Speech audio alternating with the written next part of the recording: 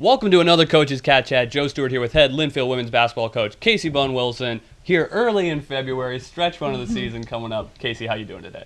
Good. Thanks for having me. Yeah, great to catch up with you. Great weekend for you guys here, getting the win at George Fox and then home against Pacific. Currently standing at 16-3, 7-3 for second place in the NWC, taking 5 out of 6. It really seems like the team is putting things together. Currently the most wins since 2000 for the program. Pretty incredible to think about that. But earlier this season, some of this may have felt a little bit ahead of schedule. Now here you guys are contending in the second half of conference play.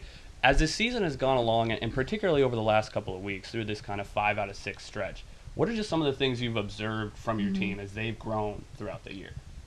Yeah, I remember one of our earlier interviews, I said I don't want to get ahead of ourselves when we were kind of rolling early. But, I think overall this team has shown a lot of resiliency. They're competitive, they're playing confident, and most importantly, they're playing really well together. Yeah, and we really saw that in the George Fox game, 63-54. Did not come out very strong in that one. Really flat, and Fox looked like they were ready to come out and get the season sweep at 2-0. But the team rallied down as much as 17 points. What did it say to kind of shake off that bad start and kind of the demons of that building a little bit in a place that Linfield women's basketball has struggled before? None of that seemed to matter to the team after that first quarter. What did you see out of your girls in that game? I think that, they weren't obviously thinking about anything but next play. And to have a bad start like that, you could just see us continue to believe in each other and our game plan and themselves and what we were doing. And we closed it up into 7 at half. And so from then I was like, okay, we're good. We just need to settle. We need to make some adjustments. But biggest thing was come out defensively and do better. I felt like they came out, hit a lot of big shots and kind of rattled us a little bit. Everybody except us probably thought we were going to lose that game. But just the belief in each other and themselves, I think powered us through that. And then just the resiliency to just win and get it done, find a way in whatever it takes. And that kind of carried into the next night. Pacific came out strong, and this was a team you guys really handled in the conference opener back in the first weekend of January. End up winning 74-50, even with Pacific's strong start there. Just overall, what kind of energy was the team bringing into that game, and how did that carry over kind of from the comeback win the night before? Yeah, emotional roller coaster, obviously, the night before. And, basketball is a game of runs, and it's kind of the long game, and it's how you weather those runs and rise above them a little bit. And we know that teams are going to come at us and play their best, hopefully, and then, we can give them our best. But I think just weathering those runs and not getting down or unconfident in how we're playing. And, of course, one of the big moments of the night was Gillyan Landis joining the 1,000-point club, just the 10th Wildcat ever to do so. What has it kind of been like here in her senior season, watching her kind of peak here in this late run of the year, but also just kind of talk about her career a little bit and how she's gone from coming in, and, I mean, this is kind of a metaphor for the overall program the last few years, coming in, tough situation her first couple of years, and then here you guys are, her leading the way into contention.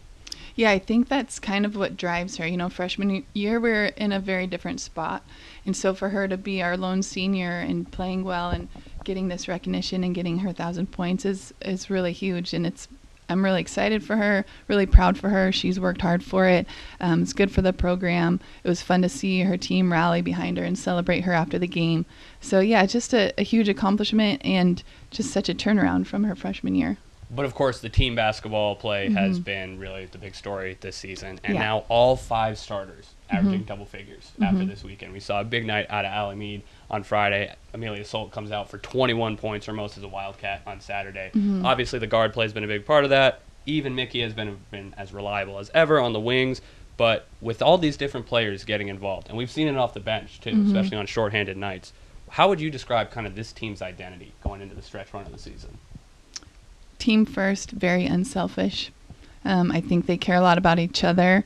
They're going to do whatever it takes to win, and we have the talent, thankfully, that anybody can step up on any night. It's hard to play the back-to-back games, and with Allie playing the way she did on Friday and really just driving us in that Fox game, And then Millie having a big game on Saturday. And then, Mickey does all of the little things that we notice a ton, but maybe not the stat sheet notices, but just such a huge impact in the game. And so just to have 5 players in double figures is huge. It's hard to beat a team with a lot of weapons.